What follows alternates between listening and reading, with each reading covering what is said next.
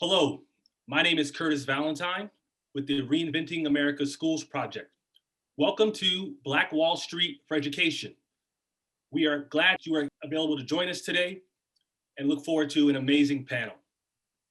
The American public education system is its own economy. In 2016 and 17, total expenditures for public education, elementary and secondary schools in the United States amounted to $739 billion, or $14,439 per public school student, whether it's contracts for busing, food catering, cleaning services and supplies, professional development, school supplies, landscaping, building maintenance and construction, and education technology. There's wealth being created in predominantly Black school systems with or without the Black community benefiting. Fortunately, we have an all-star panel to tackle perhaps the most important question we'll ask ourselves. Can we harness the economic power of our education system to empower our community? I'm glad I have an amazing panel with me today. I'm going to ask them all to introduce themselves and the work that they do. We're going to start with our sister, India Johnson. Hi, I'm India Johnson. I am the founder and executive director, founding school leader and executive director at Thrival India Academy, located in Indianapolis, Indiana. Thank you for being here. We're going to stay in Indianapolis. Mr. Robert Marshall. My name is Robert Marshall. I'm the founder and executive director of Vanguard Collegiate of Indianapolis. We are a charter 5 through 8 middle school nestled in the heart of Hallville, USA, on the near northwest side of Indianapolis. Thanks for being here. Take it down south to Atlanta, Brother Byron Wilson. Hi, I'm Byron F. Wilson. I'm the founder and headmaster of the Wilson Academy in Atlanta. We are a private STEM and financial education focused program K through 12. We also have a campus opening in September in Ghana and a few months after that in Soweto and South Africa. And last but certainly not least, you all know him, the great Roland Martin. Roland Martin, host and managing editor of Roland Martin Unfiltered Daily Digital Show, also co-founder along with my wife, Reverend Dr. Jackie Hood Martin of School Choice is Black Choice Initiative. Great, let's get started. There are historical models for wealth creation in the Black community. In 1921, Tulsa's Greenwood District was a center of Black wealth. The community of roughly 10,000 residents was thriving and supported Black-owned movie theaters, barbershops and salons, restaurants, hotels, grocery stores and luxury shops, a savings and loan bank, a hospital, along with offices for Black lawyers and doctors. The funding associated with managing a school system was also recirculated in the community. Roland, I want to start with you first. You own one of the most successful African-American run media and production companies in the country.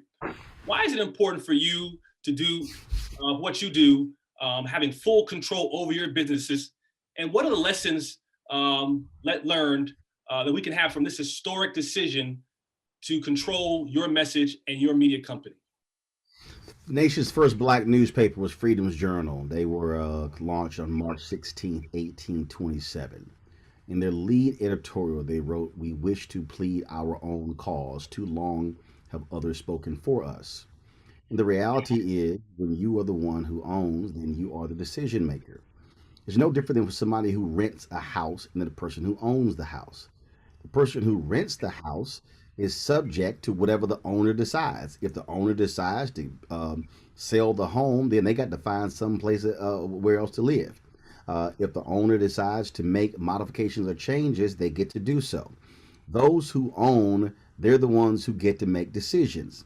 Unfortunately, for too many of us African Americans, we have been so accustomed to operating as employees and not employers. So many of us have been waiting for somebody to write us a check versus us writing the checks. Tyler Perry talked about this at the BET Awards a couple of years ago. I actually had him come speak to the National Association of Black Journalists. Folks should go to my YouTube channel and check this out, where he talked about all of this emphasis. He said, look, he said, Oscar's so white. He said, that's fine. He said, you're fighting to have a seat at the table. He said, but I prefer to build my own table. So when you look at what he's doing there in Atlanta, owning a 250-acre studio, the people who he's employing, he is completely in charge of his destiny. This is the argument that I have made, how I've literally flipped rooms. I'm talking about rooms of 500 and 1,000 people who came in opposing charter schools, who came in opposing the view of school choice. And I said, do you want black kids to be able to have black history? They said, yeah. I said, you get to control the curriculum. You want more arts? You want more? You want more drama and you want STEAM? He's like, absolutely. I said, you control the curriculum. I said, do you want black folks to actually benefit from the software contract, janitorial contract, the food services contract? They're like, absolutely. I said, you can do that when you control the school. I said, so now you control the curriculum, you control the education, you control the contracts. So why in the hell would I oppose it? Every single time folks go, I need to revisit my view.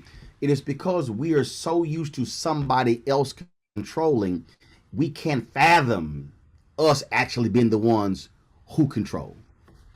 Thank you for that. I want to go to some of these school leaders to find out what's actually happening on the ground with the power that you just outlined so well, Roland.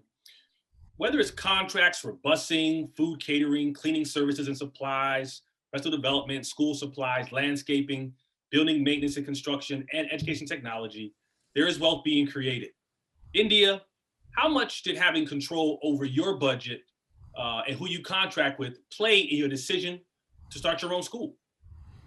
So 100%. I know I was a teacher for 7 years before I started my school, and I always had opinions about what needed to happen, when it needs to happen. And I said, I need to start my own school so I could have control over these things. But the reality is, as long as we are public schools, the public still has far more control, and charter schools are public schools, still has far more control over what we do than we would like to imagine. So for me, I have control over programmatic budget, but when it comes to the operational budget, when it comes to transportation, food service, construction, these things that are huge contracts, I don't have the autonomy to spend that money. That money comes through the state, through the district. So of course, personnel, my staff is 90% Black.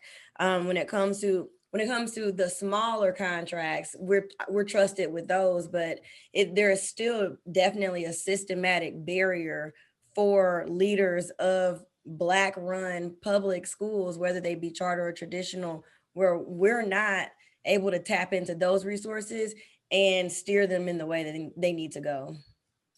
Byron, what about you? How did having control over your budget, and how much did that play in you deciding to open up your own private school? 100%. I didn't start with very much at all. And it's a double-edged sword because we're not a charter, we're private. So we do have that complete autonomy, but at the same time, then you can't access some of the public funding like Sister Johnson can in a charter school. And then you become more reliant on other sources. But at the end of the day, I agree with Roland in that if you don't have the ownership, you have no control. And then how can you realistically benefit Black students if you can't control your curriculum? That's the bottom line. Robert, what about you? I actually started out as one of those people that Roland talked about that, 6, 7, 8 years ago, I was anti-charter until I really started to dig and I realized, you know what, we too can play this game and we have an opportunity to change the narrative and take the bull by its horns.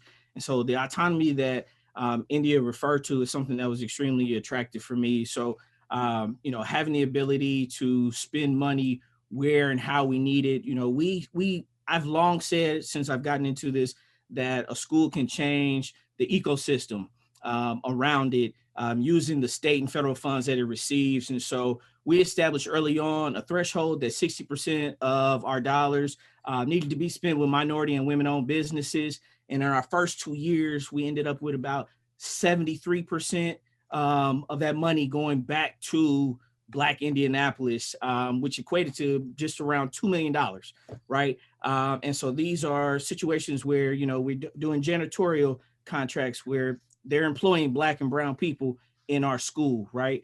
We're talking about food service. And so making sure that we're hiring the local brothers and that we got the seasoned chicken that we're serving our kids, right? And so for us, we're trying to show and build this model where, schools can follow, where they can reinvest directly into the community that they're supposed to be serving. As I mentioned previously, there are millions, billions of dollars that are going into our communities every year for public education. But in many places, we are not seeing that translated into wealth creation, particularly in the Black community. According to the Brookings Institute, at $171,000, the net worth, of a typical white family is nearly 10 times greater than that of a Black family at $17,150. In New Jersey, my home state, the net wealth of a Black person is $179, while the net worth of a white person in New Jersey is $106,000. In Washington, D.C., it's $3,500 for Blacks to $284,000 for whites. In Philadelphia, it's $3,600 for Blacks and $147,000 for whites. 41 times the Black wealth number for whites in Philadelphia. So Roland, I want to come back to you. In discussions about building Black wealth or supporting Black-owned businesses, we rarely discuss the benefits of creating our own schools. Why is that?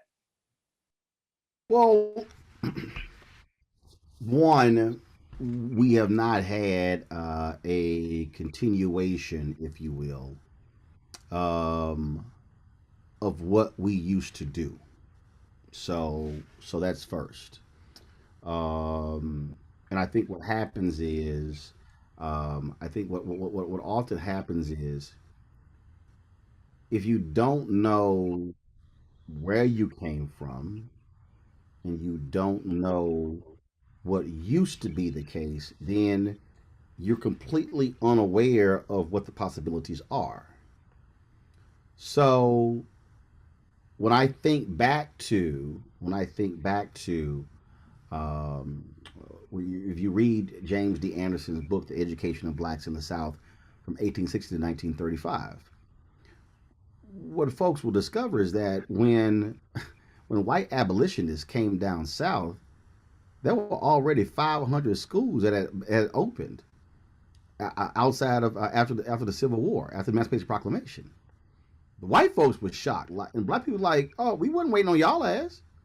We already started."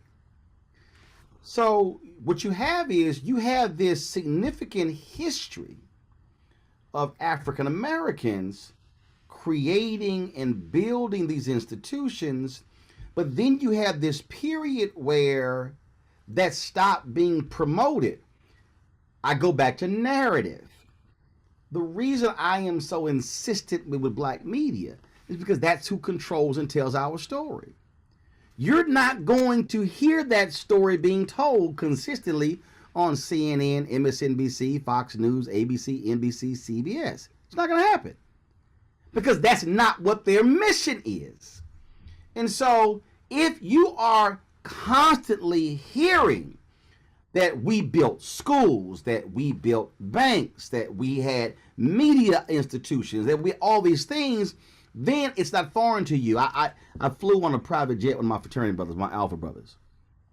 And I sat in the lobby and I was waiting for him to come.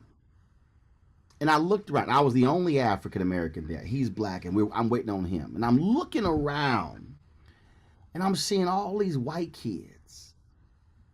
And I'm sitting here, and this is what hit me. I said, these white children are going to grow up thinking that flying private jets is normal. I'm the only African American there.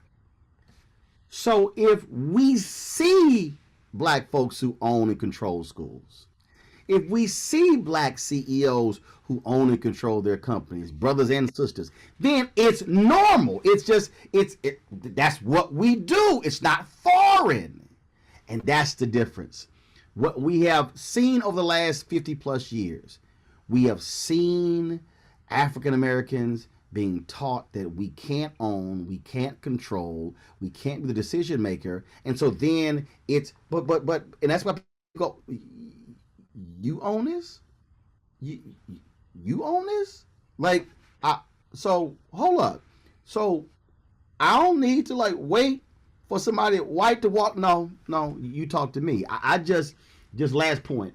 I literally visited 4 places today looking for new office space. My lease is up, and it's a brother who owns a company who I'm dealing with finding me in place. And he was talking about my timeline. I said, bro, let me help you out. There are no committees. I don't have to go back and meet with a board. I am the committee. I am the decider. I can make the decision when I feel like it. That's what I'm talking about. So when I decide we can hire more people, we do. When I decide that we can buy this, we do. That's what ownership does, and that's why we have to let our folks, they gotta see it. They gotta feel us, they gotta touch us to go, man, you real. That's how we have to do it. That's a freedom imperative. We talk about, that's a freedom imperative you're talking about, Doc. The freedom to make those decisions, absent control. I am so glad that we have panelists like we do here, because this idea of normalizing Black leadership and Black school founders is something that we have to take forward. And I'm glad that South by Southwest is giving us this platform to talk about how we normalize Black run school. At the same time, folks love to talk about historically Black colleges and homecomings, represent for their colleges. Understand these colleges, for the most part, were founded by Black people, and 150 years later, many of them are still standing.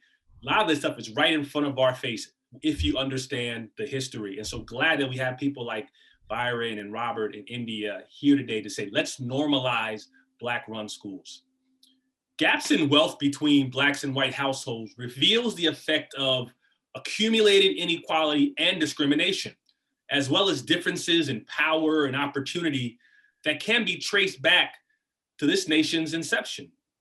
Inequality and discrimination have had a lasting impact on us as African Americans and our own trust in our own communities, our trust in supporting the very Black-run businesses that we romanticize oftentimes when we talk about places like Rosewood and Greenwood and historically Black colleges. So India, I want to come back to you. In your opinion, in your experience, what are some of the obstacles to garnering the support from within our community to invest in Black-run schools like yours here in Indianapolis? That is difficult for me to answer that question, because I don't look at our community as one with deficits. I'm always looking at the root of the issue, or what is the influence from outside of our community that is causing us to engage in the way that we do. So when Roland said, it's not CNN, it's not MSNBC, a lot of what I think about when I think about my public school that I founded and run in this city, I have a Fox soul. Like, it is like Fox soul. They gave me a channel on a streaming network. We get some people on Zoom and we can talk about it. And I feel like I'm running something, but it's still under an umbrella of this larger institution, and they have the final say. So a lot of times that's what it comes down to. There are things that I know I need to do that my students and my community deserve, but my hands are tied because of state regulations, because of federal guidelines, because of district guidelines. And that does more to keep my community from being able to support than anything else from within the community. My hands are tied. I become an actor of oppression, even though my whole goal, my objective is to do the opposite of that. But as long as I'm operating from within this system, I still have to do some very oppressive things, or find ways to work around them, which I've become skilled at, but those are my challenges. Let me ask you a follow-up then. What would you do with the freedom that you discussed that you would have if you didn't have a lot of the bureaucracy on top of you? I would decolonize. Now I've decolonized the minds of all of my staff in my mind, and I mean as best as we can. But the entire idea of school being an oppressive place where when a Black child walks in, he's told that what he's wearing, what music he listens to, how he speaks, how her hair is wrong. We have to flip that. Right now, school was developed by those 12 white men in a way where it was designed around how these people live their life. If we design school around how we live and engage in our life, it would look and sound more like church that a lot of people go to. It would look and sound a lot more like our family reunions, and we would feel more affirmed in this space. It would be about self-actualization as opposed to being about grades and GPAs and getting into colleges or universities, which then cause more trauma on us and put us in debt more than it does actually enrich us as individuals. Those are the kind of changes that I intend to make once I break free of this oppressive system. Byron, I want to come to you. The long-term benefit and the vision we're talking about for a country, for a community, where we're able to recirculate dollars within our own community by investing in our own businesses, especially schools, require a level of trust and support within our community to support the businesses that we're talking about now, hopefully that more are being created. What has been your experience, both here in the US, but also within the African diaspora, where you also have other schools? What is your experience in some of the obstacles that you have with trying to get support within our community, but also some of the things that you've done in order to garner support from within our community to support your Black-run school? So the biggest challenge is the psychological impact of colonialism, and it impacts us in America in the same way it does in South Africa. As you know, I kind of live back and forth between Atlanta and Joburg, and it's the same thing. The bottom line is, and we're going to talk about this, we've got to say this, the real problem is that Black people think white people's things are better. That's the actual real problem. True. That's the biggest problem. I have to, and I'm sure India will tell you the same thing. We have to fight two fronts. I have to fight against the white institutions, but then I have to fight against my own people, because there's no reciprocity at all. Black people readily send their Black children to white private schools. I don't get it the other way around. Our numbers are outstanding. This is not to brag, it's just there's the numbers. The things that our students have accomplished, nobody's doing what our kids are doing. I don't even get white applicants because they understand our mission and our leadership, and all they really need to understand is that a Black man is in charge. But even the concept of free education is actually just unique to America. It doesn't matter how poor the school is in Africa, in South Africa, or West Africa, you have to pay. There's an associated value with education that we don't have here. So again, hands down, the biggest challenge is just our concept of value. Now, what do you do to overcome that? It's just like our grandma told us, when you're Black, you have to work twice as hard. There's really no way around it. That's just what it is. If my kids, I'm not gonna name names, but if my kids were standing on tables rapping, maybe we get some of the corporate money behind us, but we're not going to do that. We're students. There's a game you have to play if you want certain type of respect. I'm in Atlanta. A lot of these guys here, they'll spend $50,000 at the strip club. They know we're here. They know the kids need computers. Can I get some strip club money? So there's a dynamic that we would need to address within our own community as well. And I'm talking to Black people, so I feel comfortable saying that. Now, if I was on CNN, I'd be a little bit more balanced. I wouldn't, because the reality is we also watch CNN. I mean, I think again, this is what you just said is so critically important. I had a brother who, when I had my TV One show, he came to me and he said, man, well, when you gonna get you a show? I said, well, bro, I'm literally on every morning. He said, no. I know. I mean a real show. Mm. I said, what do you mean a real show? He said, no, I mean a real show. He said, I mean like on CNN or MSNBC. And at the time, that's when Brian Williams was the evening anchor. I said, brother, do you realize that when Brian Williams comes to Washington, D.C. to do the NBC Nightly News, he literally sits in the same chair I sit in? He looked at me like I was crazy. I said, man, there's a table to the left. There's a bristle brush on the second shelf. Brian don't use no bristle brush. I said, what you don't realize is we contract out with NBC News Channel to do the show. Same walls, same backdrop, same camera, same fiber optic.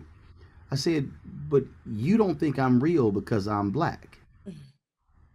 And he was like shocked and stunned. And I was trying to walk him through this to get him to understand what I was referring to. And he had no understanding. So what that point, the psychological piece, we really don't talk a lot about the need to reprogram Black America. Dorothy Cotton, the only Black woman in the inner circle of Dr. King and the Southern Christian Leadership Conference, it blew me away when I read her book and I read her book after I interviewed her. She did her last sit-down interview with me before she died in 2018. She said that when you want to join a SCLC, you couldn't just join. You had to go through her citizenship education program first. They would then assess you, and then if you need to be reprogrammed, they would reprogram you, and then you can join SCLC. The reality is a lot of us need to be reprogrammed because we are defined by white supremacy. And so white folks think they stuff don't stink, and they think that they are the best, second class, and we enforce that. We say, Jackie Robinson was the first Black baseball player in the major leagues. No, the major league talent was in the Negro leagues. Even white baseball player Dizzy Dean said that. What the major leagues had, they had better uniforms, better stadiums, better food, better travel, because they had the money.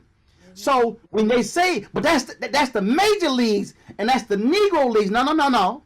There was major league talent in the Negro leagues, but it did not mean it was second class. You see how that simple phrase, Negro leagues, major leagues, Black folks were, if we could just play over there, what we was, and again, I'm not dismissing or degrading Jackie Robinson, but it was just, but if we could just get to the majors, if we just get to the majors, what they really was saying is, if we could just prove to white folks we just as good as them, when we didn't realize the talent in the Negro leagues was even better than what they had. It's ironic that you say that because I spoke to some students about that earlier.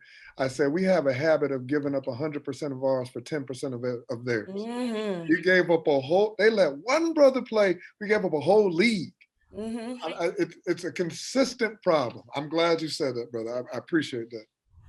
I brought this up on a previous conversation, but one thing that tickled me is someone from Dr. King's inner circle, and I don't want to attribute it to the wrong person, after the Civil Rights Act and the legal right to sit at a lunch counter, brother went into a white-owned lunch counter and sat down and had lunch. And he said, that was the worst lunch I've ever had in my life. He said, I didn't realize I was fighting for the seat at the table, but this food is terrible. And so oftentimes when we get sort of programmed into thinking something is more valuable because it's associated with with white supremacy, once you try it, once you partake of it, you realize that no, there was a reason why we started, and it's a reason why they in many ways try to take a lot of our culture and then sell it back to us. Mm-hmm. And so these are conversations that I'm glad we're having. In fact, flip it. This is what I posted this a few weeks ago on Instagram, and we got to really go deeper with it. And that is this here. America has always monetized blackness, but the only people who were not able to benefit from the monetization of blackness are Black people. So we are early adopters to technology. We are the greatest influencers in America. We are the greatest tastemakers in America. We take something that folk could not stand. If you wore some Timberlands in when I was in elementary school, they would dog you. The hell you coming to school in some construction shoes? We took black people took construction shoes, made it sexy and hot, a multi-billion-dollar industry. That's what we do. And others have built the beauty of black women has been degraded in America since the moment we got here. Lips, hair, hips, thighs, take your pick. Voice. The Kardashians go out and buy lips, hips, breasts. Now all of a sudden big butts is sexy. White women trying to get them. Plastic surgeons are blowing up. The Jenners and the Kardashians build $1 billion industry appropriating what black women had. But if a sister tried to monetize her assets, she couldn't get 20 cents on the dollar. Tell me about it. I know you want to move on, but I just have to make this point. No, go ahead, please. When it comes to schools, when we talk about the colonization of our minds, how we have owned white supremacy, and it's just something that exists. I remember being a teacher when I was in grad school saying, why don't they assess rhythm? Why isn't rhythm and keeping a beat assessed on any standardized test? Because obviously this country values music. We have Broadway. We have, I mean, it's everywhere. Like it is everywhere around us. You can't go to a sporting event without a band playing, without a musical performer. So why is it that keeping a beat and rhythm actually isn't something that's assessed? Because it's a test that you probably won't automatically pass. It is something that we do have in us innately, but it is not valued to be assessed because we would more than likely pass that test at a higher rate than our white counterparts would. But it has as much value as anything else. Like I still remember a lep is a ball from the memory test that I took when I was in second grade, almost 30 years ago. You assessed my memory to assess my executive functioning, but you didn't see value in my ability to keep a beat, even though everywhere I turn and I go shopping at H&M, if I'm eating at a restaurant, there's music all around me. We value that, but we can't create assessments that we will pass the way that white folk can create assessments the way that they'll pass. We're changing that. We have got to change that. We have to rig the system in our favor the way that the system has been rigged in theirs for quite some time. And while we were fighting for, we thought we were fighting for inclusion, but we were just fighting for humanity. If we had just been fighting to be treated humanely this entire time, we would have been fighting to be included in something we really don't want to participate in anyway.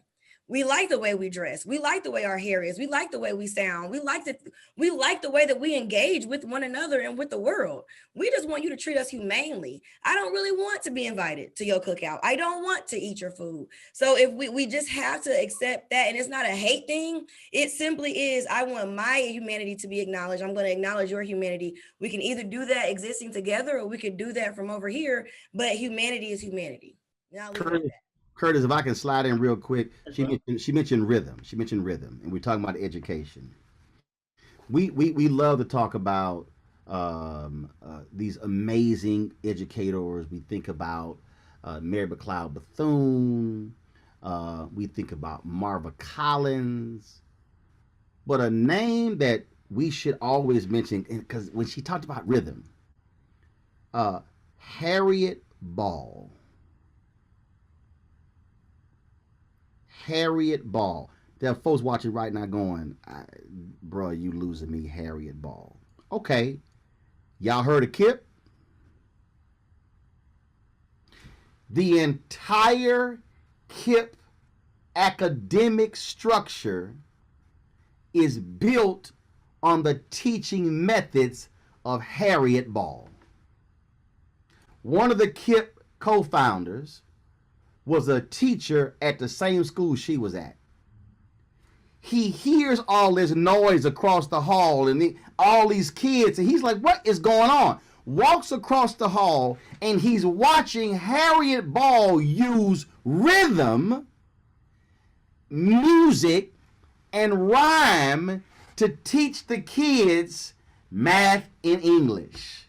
He stands there and is watching her use rhythm to teach. That's what inspired him to launch KIP. She passed away a few years ago, had a heart attack. Harriet Ball, it was the creative force that caused him to go, man, that's how we get kids to learn. So what does that mean? When you see a second grade black kid who they say struggling to read, but can give me every single word in a rap song, maybe I need to stop trying to teach them a conventional way. And if I use music to get them to learn, I can teach them a different way. All I'm saying is, if you use our assets, and just what India said, stop using somebody else's model where we can't flourish, and realize, wait a minute, if this is how we roll, because we were able to communicate on plantations with music. They used certain songs that they would sing, and the slave master had no idea what they were singing about. They would flip words and phrases, and the other slaves knew what they were talking about. How they used drums as well. That has always been in the DNA of people of African descent. What we've done is completely escape what is in our DNA to take on something foreign and then wonder why we can't succeed, because it ain't in your DNA. Exactly. We can't escape what's in our DNA. It is in our DNA, and we keep they're trying to teach us that there's something wrong with acknowledging that we're all not the same, or we don't see color. We are who we are. It's in our DNA. And I would like for us to be able to embrace that, as opposed to trying to strip ourselves of who we are and what makes us beautiful, powerful, unique, magical beings, to be something over here, which doesn't even rock with who we are. Because when we go back home, we end up still being those same people who we pretended we weren't when we were out there facing in the public. It doesn't make any sense to me. I want those who are listening in to understand and see what just happened just there. We've expanded the definition of cultural appropriation to include education now. Just pay attention to that. When you think of cultural appropriation, it's not just what we wear, it's not just what we drive, it's not just how our hair, it is how we teach, how we educate, and how we pour into people, that when you hear certain people speak, you get goosebumps. Remember that person, who that person was, the energy they bring to that is innate in our DNA. So there's appropriation happening even in our education system. At the same time, a brother mentioned earlier, there's still this sense of distrust, and not because of what it is, it's just what the label, the color of the person who's actually bringing it forth. And again, that programming happens obviously within the white community towards us, but often unfortunately happens within our own community. I want to talk about, once we get past that, there's still other obstacles to really, accessing the resources that Byron talks about, these public resources that a lot of these schools can benefit from. There's politics, and Roland, you and I have gone around the country on your tour and have talked about the policy, the government, the walls that have been put in place to create the obstacles to this freedom imperative we're talking about. And so in addition to these obstacles sort of in this mindset, there are still external and political inequality and discrimination existing in our community. So I want to get back to you.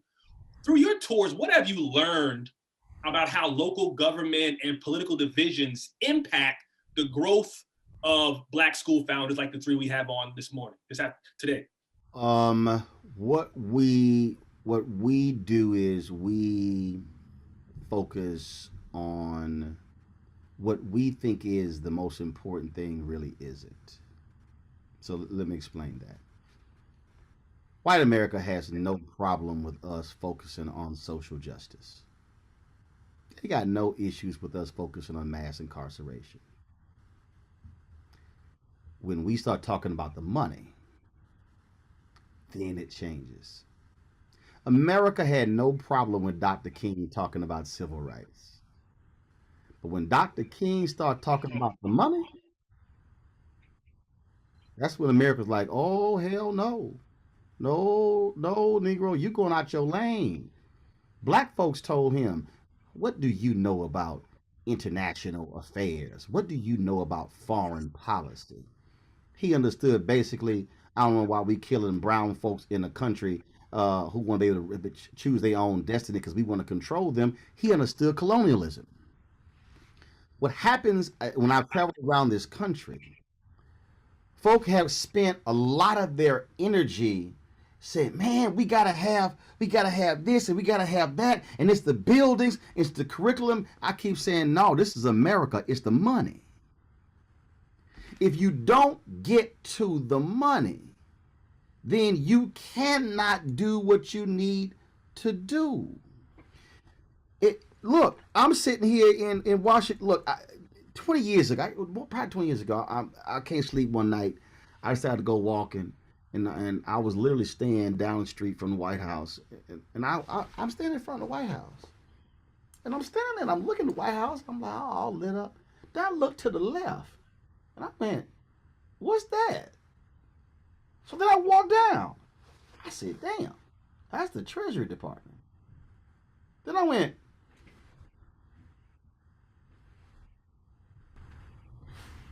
on the same property.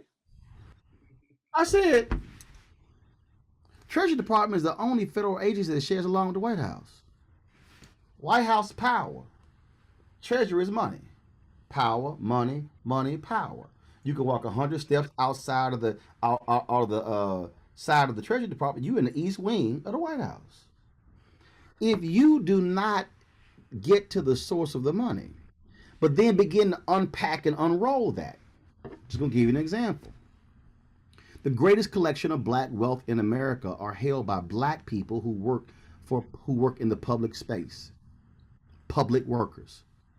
Somebody's watching going, what are you talking about? All these tech companies who come to South by Southwest are completely funded by the labor of black and brown public workers.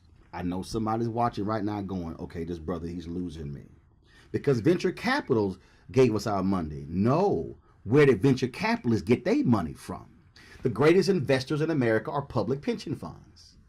Who are public pension funds? They represent the money of public workers.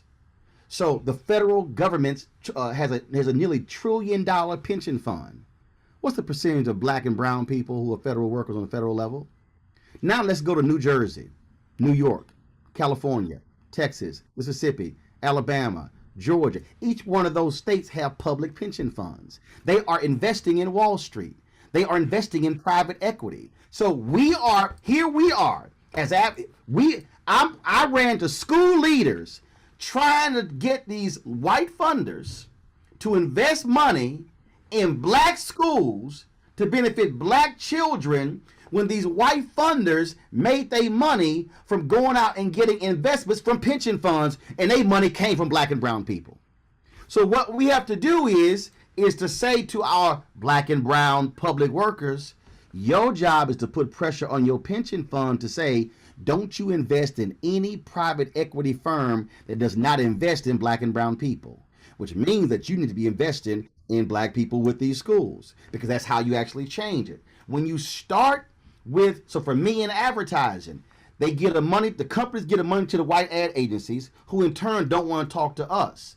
And so when the companies say, well, talk to my agency, I'm like, no, you tell them, it's your money. You tell them what to do. See, I'm following the money.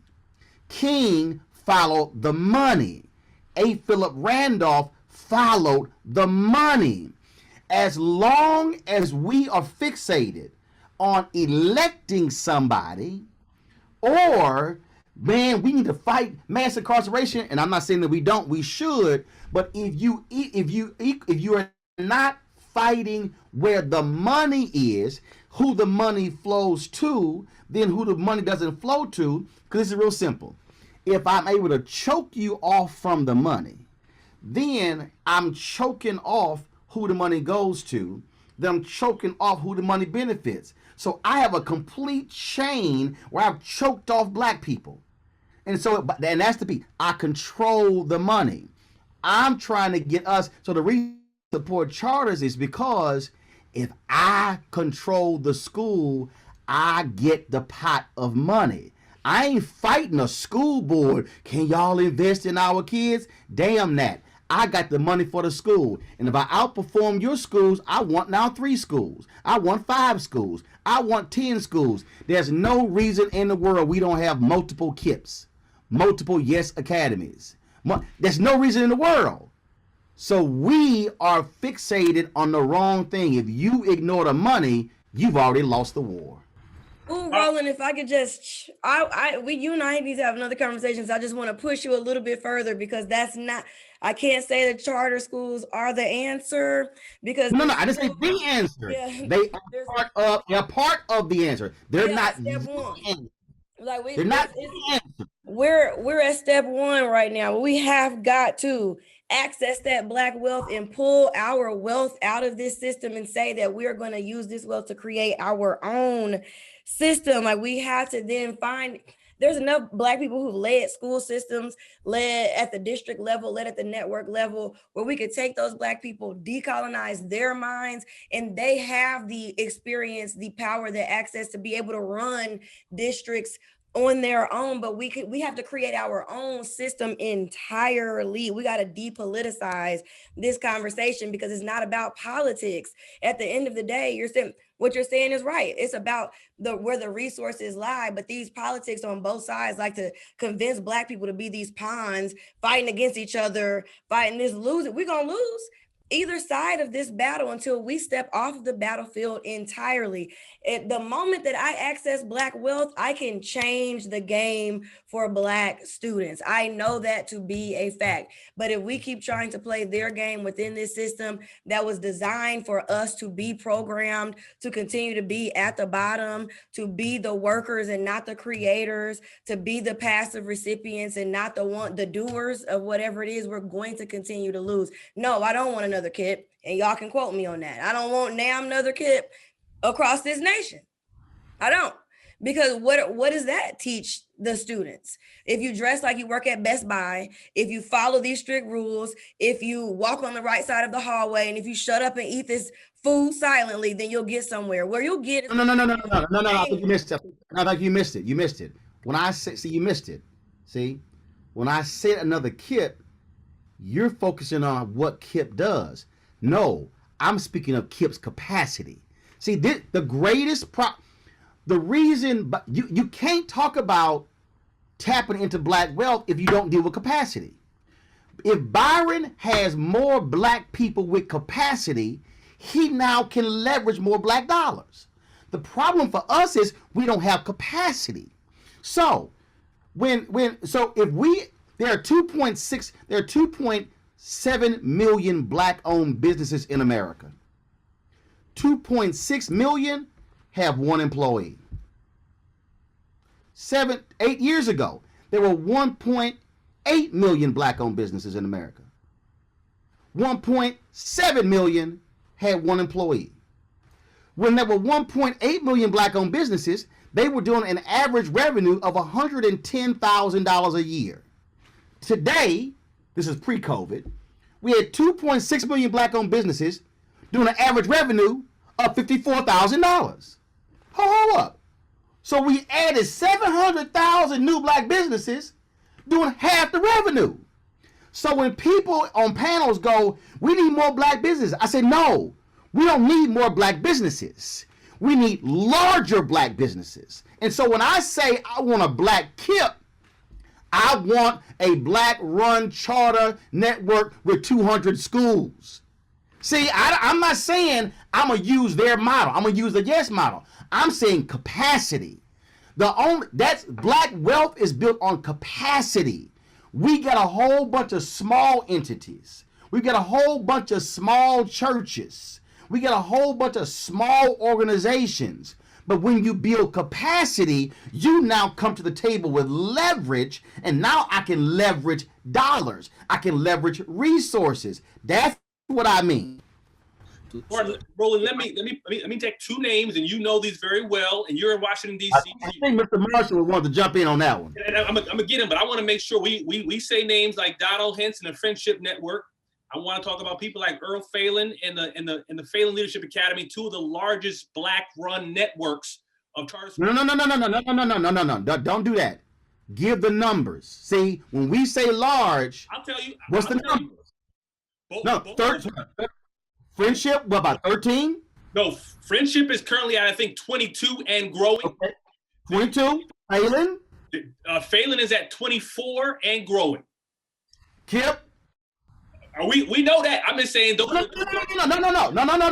Give the number. I don't even know the KIP numbers right now. The KIP number's almost 200.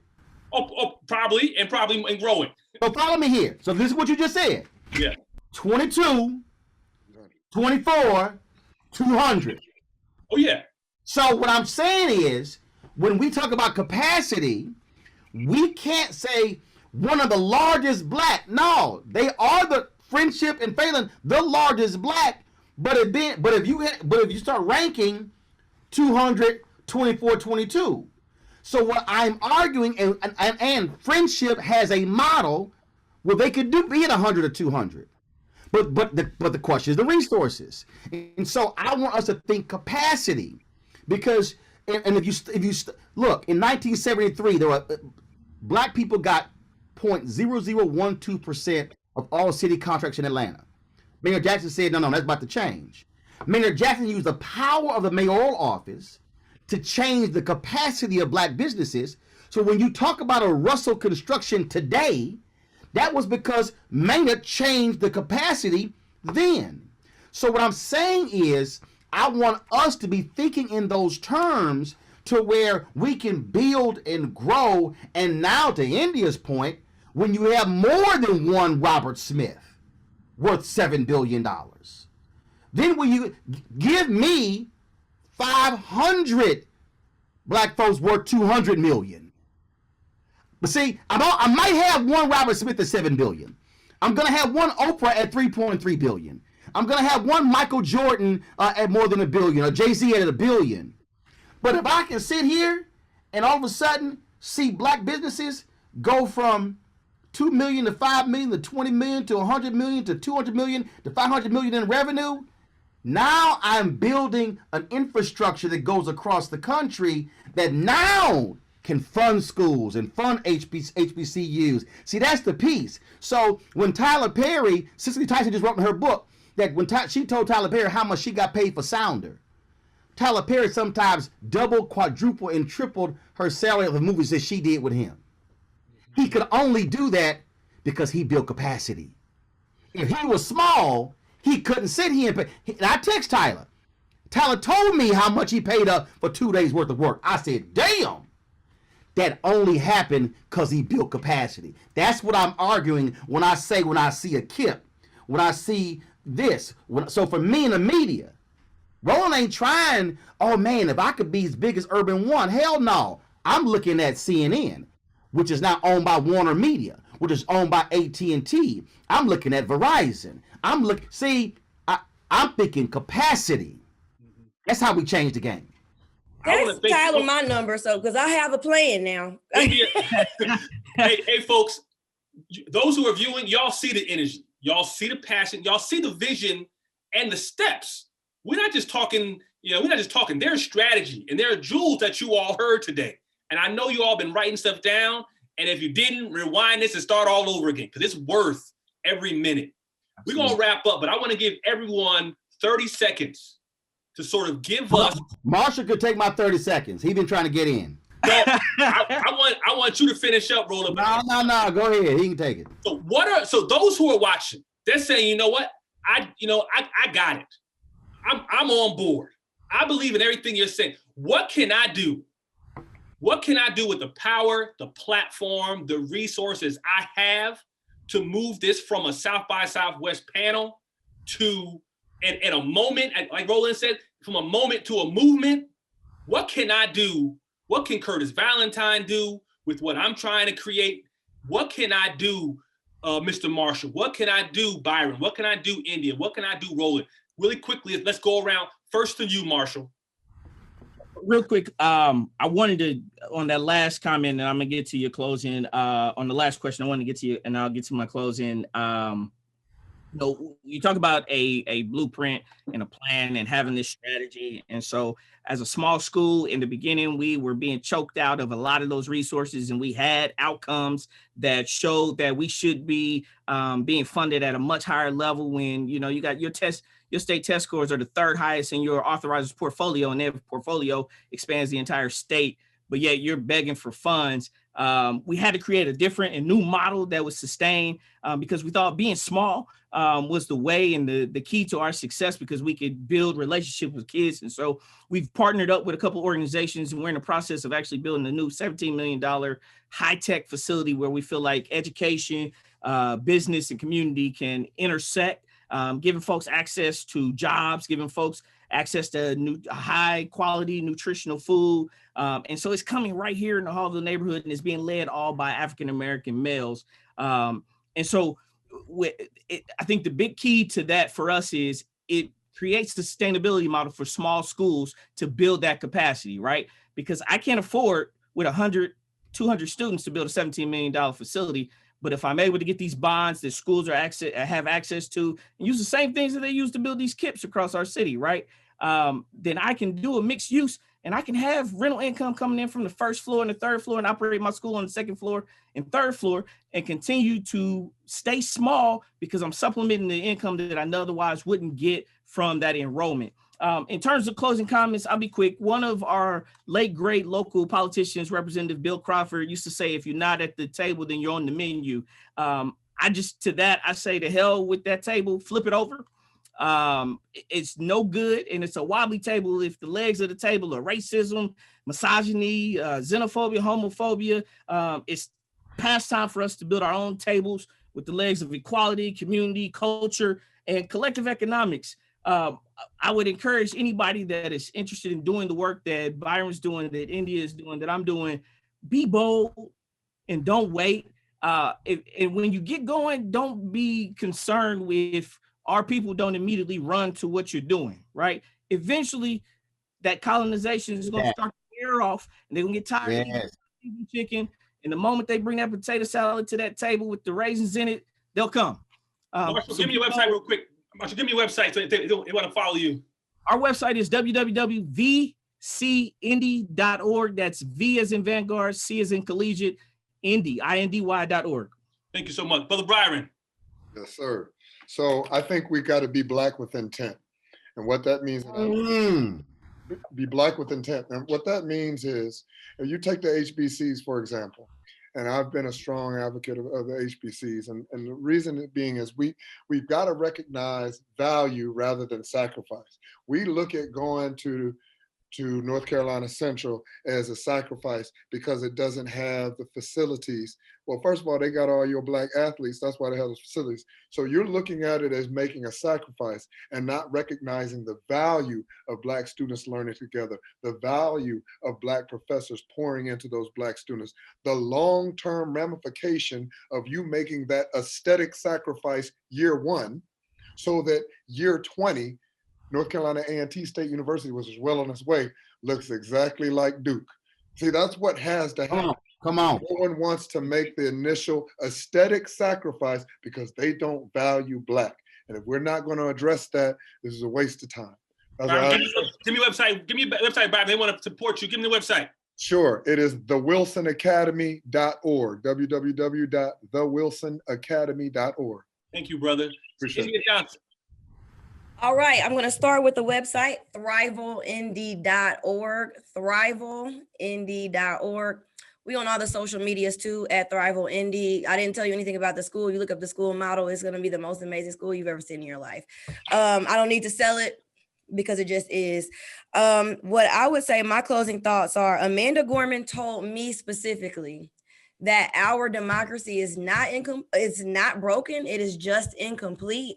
And I took that to heart. So I have every right to bring my system to the table of this democracy. There is absolutely nothing about this democracy that we brought that was for us and our people. They might give us an amendment here or there. They might try to undo something or ratify something that makes us more of a human, but there is not anything that we were brought to this system that is for us and by us. I have all the permission in the world and in the universe to do that. And Amanda Gorman told me I can. So that's what I'm doing. So follow me on this journey because we're about to change the system. I said when I was in middle school that I was going to get a Nobel Prize for changing the face of education. I didn't know what that looked like until 2 weeks ago. And now I know what it is, and we're going to do it. And Roland going to help me because he's going to text Tyler Perry. There you go. That's a promise. All right, Roland, take us out, brother. The point that Mr. Marshall made, I think, is critical. There are many of us who we got vision, we want to do these things, but we go, well, I need all this stuff to do it, so therefore we're waiting to make for all these things to fall in line to do it. Then you're gonna be waiting. When we launched this show, folk told me, man, look, you in fact, Alfred Liggins, the CEO of TV of Urban One, when I turned their contract down, asked to meet with me, and he said, you know, Roland, it's hard starting a media company. And I said, you do realize that I'm not a full-time employee of your company. I said, brother, for the last 13 years, you've been paying my media company. I started it long time ago. I'm now about to go to another level. We started with one sponsor. We have one sponsor. That money lasted us the first 4.5 months. But we built it. Could we afford a set? Nope. So we did. We had glass tabletops and we had swivel chairs. I didn't sit here and go, damn, man, I really wish we had a set. We didn't. We focused on the show. It'd be great if we could have had people, man, but if we were here, if we had that, we not here. This is what we got. So we're going to put out a great product using what we got. And then begin to build it. 100.4 million views the first year, 260 million views the next year. We're averaging 20, 30 million views. We go from 600,000 in revenue in year 1 to 3 million in year 2. Because we built it. So what you have to start is, you have to start building. And if you got to start small, you start small. If you got to only sell, if I got the capacity where I can only if I'm trying to make jars of homemade jelly and all I can do is 10 a week, I'm gonna do 10 a week. And I'm gonna sell those 10, and then after 3 or 4 months, I might increase my capacity. Now I can output 30 a week. I'm gonna do 30. I'm not gonna sit around and, man, it'd be nice if I can do 500. I can't today, but I might be able to do 500 tomorrow. What I'm describing for you is how every single business in America started. Every single one. That McDonald's didn't always have 2,000-3,000 franchises. It was one in California. Starbucks didn't have 5,000-10,000. It was one. There is no business that started where just come out of the gate. It all started with one. But you got to then put the work in. It ain't gonna happen. And let me be to all my Christian friends. I don't want to hear that stuff about if the Lord will provide. No, the Lord is expecting your behind to do some work too. You're not gonna pray your way to it happen. It's faith and works. Thank you so much. We appreciate that. Thank you to Black Wall Street for Education panel. Don't have it, Byron. We appreciate you all joining us today. You all got some tools. You all, hope y'all were taking notes. Hey, the moral of the story is get to work. Get to work. If you don't use what you learned today, that's on you, because we just gave you all the blueprint. Thank y'all so much for joining us today. Thank you, Roland. Thank you, India. Thank you, Byron. Thank you, Robert. Thank you to EdChoice for sponsoring this. I'm Curtis Valentine. You can find me at realmenteach.com. Let's get to work, fellas, ladies. Let's do it. Thank y'all so much.